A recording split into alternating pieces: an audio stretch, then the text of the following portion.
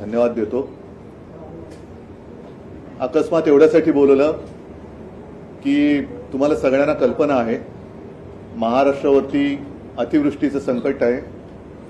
गेल्या आठवड्यात मी सुद्धा अतिवृष्टी जिथे झाली त्या परिसरात जाऊन आलो, शेतकऱ्यांना भेटलो, त्याच्यानंतर मी आपल्याशी बोललो। मी तर प्रांजळपणाने सरकारला हात जोडून विनंती सुद्धा केली की या संकटामध्ये राजकारण न आणता आपण सगळे एकत्र होऊन मार्ग कसा काढता येईल का हे पाहू शकतो। परंतु मला नाही वाटत सरकारकडे काही अशी कल्पना आहे किंवा सरकारची तशी तयारी दिसत नाही। कारण मुख्यमंत्री त्यांच्या जाहिरातीमध्ये व्यस्त आहेत, दुसरे मुख्यमंत्री मदतीच्या पाकिटावरती सुद्धा स्वतःचे फोटो छापून वाटण्यामध्ये मग्न आहेत, आणि तिसरे मुख्यमंत्री तर काही अंगाला उपमुख्यमंत्री तर काही अंगाला लावूनच घेत नाहीत। म्हणजे कोणताही विषय आला तरी त्यावेळेला हे दुसरे जे उपमुख्यमंत्री आहेत ते दिसतच नाहीत कधी। आणि जनता आता वाऱ्यावर पडलेली आहे। या जनतेला मदत करणं तर दूरच राहिलं, पण आज बातमी जी आलेली आहे ती शेतकऱ्यांवरच सरकारचा पूरभार अशी एक बातमी आलेली आहे। आणि त्याच्यात खरंच ही संतापजनक गोष्ट आहे। मधल्या कालखंडात आपण बातमी दिली होती, कारण मी तुमच्याच माध्यमातून या सगळ्या बातम्या पाहतोय आणि वाचतोय की काही साखर सम्राट हे भाजपामध्ये गेले आणि शेकडो करोडो रुपयांच्या कर्जावरती त्यांनी सरकारकडनं थक हमी मिळवली। आम्ही जी मागणी करतोय ती या गोरगरीब शेतकऱ्यांसाठी करतोय, ज्या शेतकऱ्यांना त्यांची जमीन गहाण टाकावी लागते, बैलजोडी गहाण टाकावी लागते, कधी कधी पत्नीचं मंगळसूत्र सुद्धा गहाण टाकावं लागतं, कारण काहीतरी गहाण टाकल्याशिवाय त्यांना कर्ज मिळत नाही। त्यांच्या कर्जाची हमी सरकार कधी घेतच नाही। आज तर परिस्थिती अशी आहे की डोळ्या देखत त्यांचं पीक जमिनी सकट उद्ध्वस्त झालेलं आहे आणि हे कर्जाच्या ओझ्याखाली दबून गेलेले आहेत। रोज बातम्या येत आहेत की शेतकरी आत्महत्या करतायत। आणि मग प्रश्न असा पडतो की जर का साखर सम्राट भाजपामध्ये गेल्यानंतर त्यांच्या शेकडो हजारो कोटींच्या कर्जाची हमी सरकार घेत असेल, म्हणजे त्यांनी जर काही कर्ज बुडवलं तर ते पैसे सरकार भरणार, म्हणजेच सर्वसामान्य जनता भरणार। तर ह्या साध्या शेतकऱ्यांनी सुद्धा भारतीय जनता पक्षामध्ये येण्याची वाट भाजप प्रणित सरकार बघतंय का, की सगळे शेतकरी भाजपात आले तर मग आम्ही तुमचं कर्ज माफ करू? ही अत्यंत संतापजनक बाब आहे।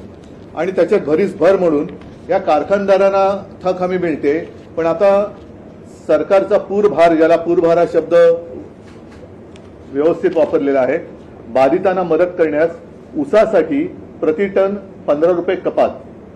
आणि त्याच्यामध्ये ज्या पहिल्या 4 ओळी मी वाचतो की राज्यातील अतिवृष्टी आणि पूरबाधित शेतकऱ्यांच्या मदतीसाठी ऊस उत्पादक शेतकऱ्यांकडून, कारखानदारांकडून नाही, प्रति टन 5 रुपये, तर मुख्यमंत्री सहायता निधीसाठी प्रति टन 10 रुपये, याप्रमाणे 15 रुपये कपात करण्याचा निर्णय मंगळवारी मुख्यमंत्री देवेंद्र फडणवीस यांच्या अध्यक्षतेखाली झालेल्या ऊस गाळप संदर्भातील मंत्री समितीच्या बैठकीत घेण्यात आला। आता याला साखर संघाने विरोध केलेला आहे, पण अशी ही कपात बैठकीत साखर संघाने अतिवृष्टी आणि पुराचा ऊस उत्पादक शेतकऱ्यांनाही फटका बसला आहे, अशा वेळी कपातीमध्ये 3 पट वाढ केल्यामुळे शेतकऱ्यांचे मोठे नुकसान होईल असे सांगत या निर्णयास विरोध करण्याचा प्रयत्न केला। पण ही कपात शेतकऱ्यांसाठीच आहे, म्हणजे खड्ड्यात गेलेले शेतकरी त्याला आणखीन खड्ड्यात घातलं तर त्याच्यात गैर काय, अशी या सरकारची धारणा झालेली आहे। आता तुम्हाला कल्पना आहे की मी तिथे गेल्यानंतर शेतकऱ्यांशी बोललो। काही शेतकरी असे उद्विग्न झाले होते की आम्हाला आता आत्महत्येशिवाय दुसरा मार्ग नाही। त्यांना मी शांत करण्याचा प्रयत्न केला। तिथल्या शेतकऱ्यांना मी विनंती केली की असं कोणी आताताही विचार करू नका। एक त्याचं मी तुम्हाला गेल्या वेळेला सांगितलं होतं, ज्या मुलाच्या मी घरी गेलो, 31 वर्षाच्या मुलाने आत्महत्या केली। मी जेव्हा त्याच्या घरी गेलो तेव्हा त्याला 15-20 दिवसाचं बाळ होतं। एक मोठी जॉईंट फॅमिली, आता ती त्यातून बाहेर कशी पडणार, हा सुद्धा एक मोठा प्रश्न आहे। आणि साहजिकच आहे, प्रति हेक्टर 50,000 रुपये हे शेतकऱ्याला तातडीने दिले गेले पाहिजेत आणि त्याचं कर्ज माफ झालं पाहिजे, ही आम्ही मागणी केली। आपल्याकडे काय होतं, अनेकदा शब्दाचा खेळ चालतो। मी ओला दुष्काळ हा शब्द वापरण्यापेक्षा आपत्तीग्रस्त हा शब्द वापरला. आणि आपत्तीग्रस्त मग आपत्ती, तुम्ही एखादा शब्द नाही म्हणून संकट नाकारू कसं शकता? की ठीक आहे, ओला दुष्काळी संज्ञा नाहीये, नसेल, पण म्हणून तुम्ही झालेलं नुकसान नाकारू शकता का? आणि ओला दुष्काळ ही जर का संज्ञा नसेल तर मग मला असं वाटतं की काही वेळेला माणसांच्या पदाप्रमाणे शब्द बदलतात का? की काही शब्द ते ज्या पदावर असतात तेव्हा ते शब्द अस्तित्वात येतात आणि पदानंतर दुसऱ्या पदावर गेलेले ते शब्द नाहीसे होतात, असं काय आहे का? कारण माझ्याकडे